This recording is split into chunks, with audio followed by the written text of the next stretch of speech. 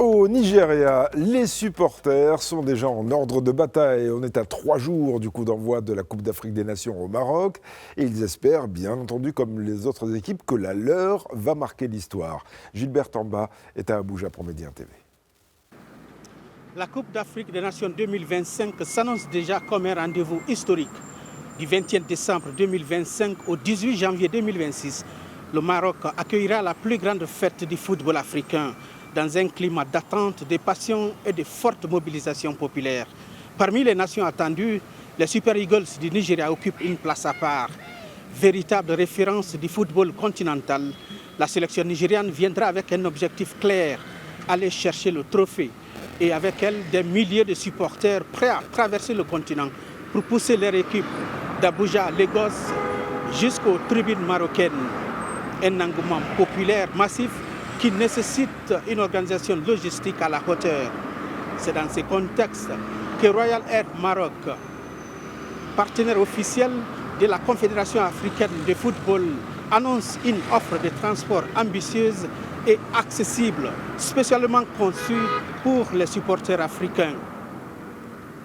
Objectif, faciliter les déplacements, renforcer la connexion entre les pays africains et permettre au plus grand nombre de vivre la CAN 2025 au plus près des stades.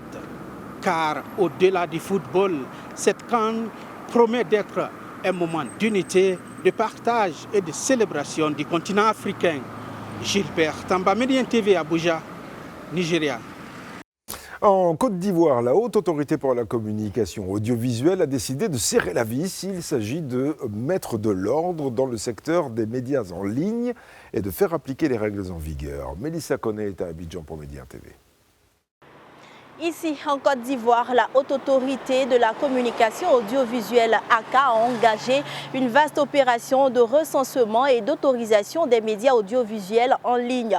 Dans un communiqué publié le jeudi dernier, l'institution invite l'ensemble des éditeurs de web TV, web radio, plateformes de streaming, podcasts et autres services de médias en ligne à la demande de se conformer aux exigences légales en vigueur. Cette démarche s'inscrit dans l'application de la loi numéro 2017-868 du 27 décembre 2017, modifiée par la loi numéro 2022-979 du 20 décembre 2022. La date limite de dépôt est fixée au 31 décembre 2025. Passé ce délai, les éditeurs non déclarés s'exposent aux mesures prévues par la réglementation en vigueur. Par cet appel, le régulateur entend renforcer l'encadrement du secteur numérique et garantir une meilleure organisation de l'espace audiovisuel ivoirien. Mélissa Koné pour Média TV, Abidjan, Côte d'Ivoire. Au Sénégal, le train express régional va bientôt desservir l'aéroport international de Dakar, un progrès structurant au service des voyageurs, mais aussi de l'économie et de l'attractivité du pays. Régis Moukala est à Dakar pour Média TV.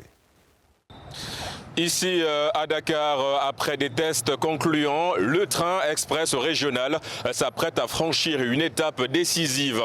Les usagers pourront bientôt rejoindre l'aéroport international Blaise Diagne de Diass par le terre. La connexion de la ligne Dakar-AIBD est désormais effective, ouvrant la voie au démarrage de l'exploitation commerciale de la phase 2, attendue avant la fin du premier semestre 2026. Ces tests ont mobilisé plus d'une centaine de personnes, dont des experts internationaux venus d'Espagne, de Turquie, du Portugal, de la France ou encore du Canada, aux côtés de nombreux spécialistes sénégalais. Avant l'ouverture au public, des étapes techniques restent à franchir, notamment les essais de performance ou encore la montée en vitesse conformément aux normes internationales. Ici à Dakar, Régis Moukila pour Média.